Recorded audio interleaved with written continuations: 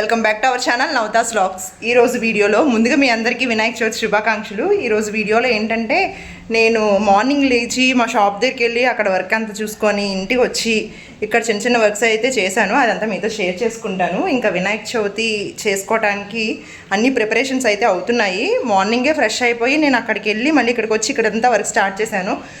2024లోనే ఏంటంటే మనకి 11:30 తర్వాత అంటే పూజ చేసుకోవాలి కాబట్టి ఇప్పుడు 10 అవుతుంది.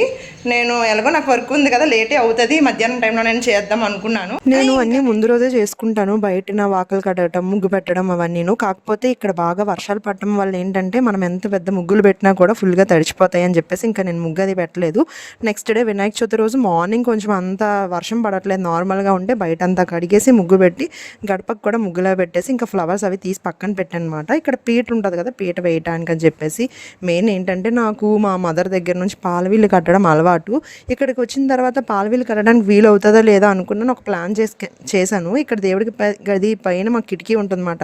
నేను మార్నింగ్ 5:30 అలా లేచి ఫ్రెష్ అయిన వెంటనే ఆ మార్నింగ్ అది కట్టేసాను తాడు.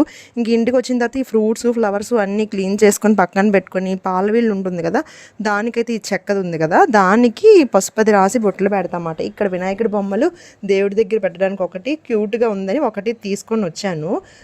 ఇది నేను అసలైంది కవర్ చేసి ఉంది కదా, అది దేవుడి దగ్గర పెట్టేది. నార్మల్గా ఉంది కదా, అది ఇంట్లో పెట్టుకోవడానికి మాట. యాక్చువల్గా మేము వినాయకుడి బొమ్మలు సేల్ చేసామన్నమాట. అప్పుడు ఇది క్యూట్గా అనిపించి ఇంకా ఇద్దరు కావాలి అంటే తీసుకొని వచ్చాను. ఇంకొకటి ఏంటంటే అసలు ఎలా అవుతుంది ఏంటో తెలియదు. నేను ఆ రోజు ముందు రోజే మా షాప్ దగ్గర బిజినెస్ అంతా చూసుకొని వచ్చి మేము టిఫిన్ చేసే టైంకి అంటే ఆ నైట్ మేము ఇంకా డిన్నర్ ఏం చేయకుండా టిఫిన్ చేసామన్నమాట. ఆ టైంలో ఏంటంటే 12:30 అలా అయిపోయింది. ఇంకా 1 అయిపోయింది ఇంకా పడుకునేసరికి. 1 నుంచి ఒక 4 అవర్స్ 5 అవర్స్, నాకు కనీసం అట్లీస్ట్ 8 అవర్స్ నిద్ర ఉండాలి, కానీ నాకు అలాగ అవ్వలేదు. 5 అవర్స్లో మళ్ళీ లేచాను, అందుకే 5కి లేవాల్సి వచ్చింది. 5 అలా లేచి ఇంకా ఫ్రెష్ అయిపోయి నేను ఇక్కడ పాలవీళ్ళు అది కట్టడం అంటే ఓన్లీ తాడదే కట్టాను.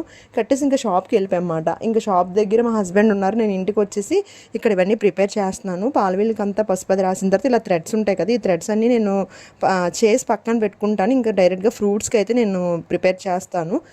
మా మదర్ ఏమన్నారంటే తను వంట అంతా చేసి ఇచ్చేస్తానని చెప్పేసి. మెయిన్ ఏంటంటే ఇక్కడ కాదు మా వినాయక చవితి, కానీ ఎవ్రీ ఇయర్ నేను ఇంట్లో కూడా చేస్తాను.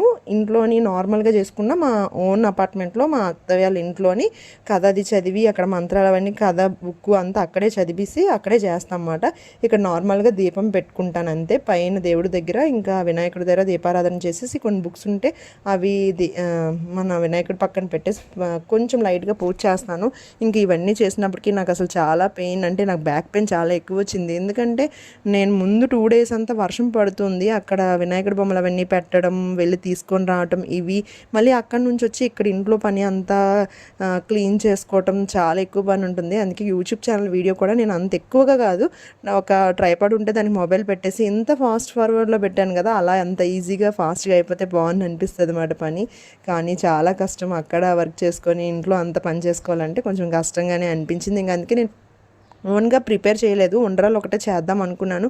అవి కూడా చేయడానికి నాకు ఫుల్ బ్యాక్ పెయిన్ వచ్చేసింది. ఇంక మా మదర్ వాళ్ళ ఇంట్లో పూజ అవ్వకముందే నాకు ఇవన్నీ పంపించారు, హారది ఇంకా నెక్స్ట్ ఉండ్రాళ్ళు పులిహోర అవన్నీను. నేను వెంటనే దీపం అది పెట్టేసి పూజ అంతా అయిపోయిన తర్వాత ఇలాగైతే నేను అంతా డెకరేట్ చేశాను. అసలు బ్యాక్ సైడ్ లైట్గా ఏదైనా డెకరేషన్ ఐటమ్ క్లాత్ అది కడదాము, ఇంకా బ్యాక్ సైడ్ ఏమన్నా తీసుకుందాం అనుకున్నాను. తీసుకోవడానికి వెళ్ళినంత టైం కూడా లేదన్నమాట. ఇంకా పాలవీళ్ళు అయితే ఇలా కట్టాను, ఇంకా అన్నీ పెట్టేశాను, ఫ్రూట్స్ అవన్నీ, దీపం కూడా అయిపోయింది.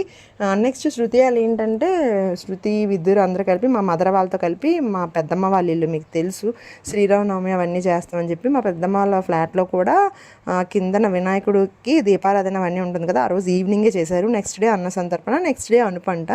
అందుకే ఆ రోజు శృతి వెళ్తే తను క్లాసికల్ డ్యాన్స్ బాగా వేస్తుందని చెప్పి అక్కడ డ్యాన్స్ వేయించారు. ఇది ఈరోజు వీడియో అయితే. నేను వినాయక చవితి ఇలా చేసుకున్నాను, మీరు ఎలా చేసుకున్నారు ఏంటి అన్నది నా కామెంట్ సెక్షన్లో కామెంట్ చేసేయండి.